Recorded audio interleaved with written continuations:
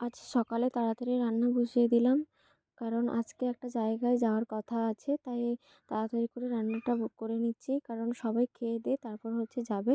তাই আমি এখন করব মুরলা মাছ। সেই ছোটো মুরলা মাছগুলো হয় সেগুলোর ঝাল টক ঝাল করব। তো তার জন্য আমি ভালো করে পেঁয়াজ আর টমেটো দিয়ে দেবো এবং পেঁয়াজটা হালকা বাদামি রঙের হয়ে গেলে সেখানে আদা রসুন পেস্ট দিয়ে আমি ওটাকে ভালো করে কষিয়ে নেব। এবার আপনারা পেঁয়াজ আদা রসুন পরিমাণটা বাড়িয়ে কমিয়ে দেবেন।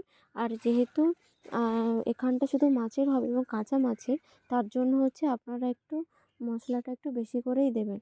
ঠিক আছে? এবার আমি ওইগুলোকে কষিয়ে নুন, লঙ্কা, হলুদ গুঁড়ো দিয়ে ভালো করে কষিয়ে তারপর মাছটাকে ঢেলে নেব এবং মাছটাকে কিছুক্ষণ কষিয়ে বেশিক্ষণ নাড়ানো যাবে না। নাড়ালে মাছগুলো ভেঙে যাবে। তাই কিছুক্ষণ নাড়িয়ে একটু লবণ দিয়ে আমি জল দিয়ে দেবো। আর আপনারা যেরকম জল দিতে পারেন।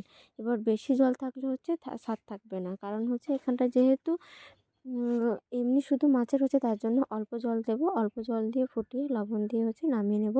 আপনারা এটা ভেজেও করতে পারেন। ভেজে আলু দিয়ে সর্ষে বাটা দিয়েও করতে পারেন। আর যদি কাঁচা মাছের করেন তাহলে সর্ষে বাটা দেওয়ার দরকার নেই। রান্নাটা এই পর্যন্ত করা হলো।